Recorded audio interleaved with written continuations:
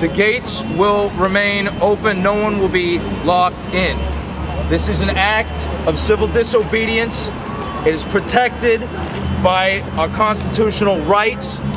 We are here highlighting the atrocity that is thousands of vacant units in a city that has roughly 10,000 homeless people. It's injustice.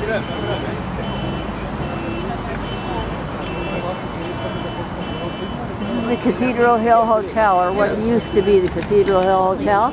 And what are they planning on doing with this?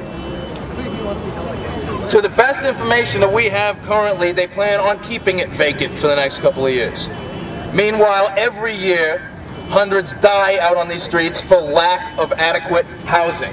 Yeah. So, as a formerly houseless mother in this city, there is no housing for over 800 families. Right now, we're on a waiting list just to get housing.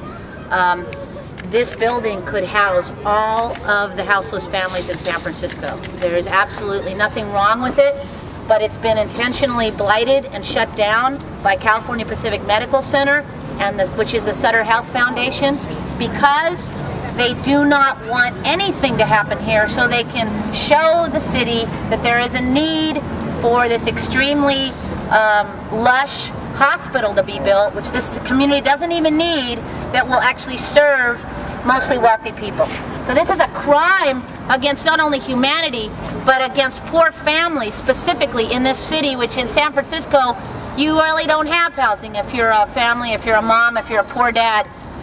It's a constant struggle to stay housed, and we end up in unstable or unsafe housing. And who is perpetrating this crime again? This is California Pacific Medical Center, the Sutter Health Foundation, whose, one of their mottos is, "We help you stay alive."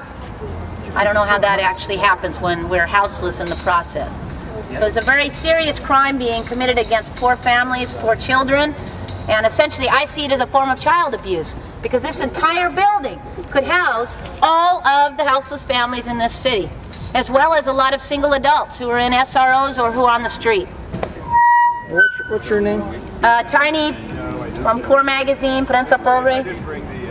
Tiny, T-I-N? T-I-N-Y. Last name? Garcia. I don't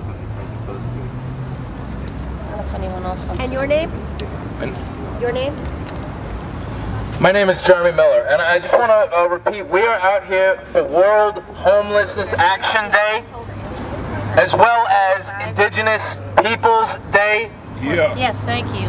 And we want to acknowledge that none of these land rights are legitimate. No one ever consulted the people whose ancestral land we are standing on right now. No one ever paid any one of the Ohlone people who are the rightful residents in this land. Furthermore, as Tiny mentioned, housing is a very important aspect of health in a city. People's health is drastically threatened when they do not have adequate housing. And this goes beyond bad policy. This goes beyond party line divisions.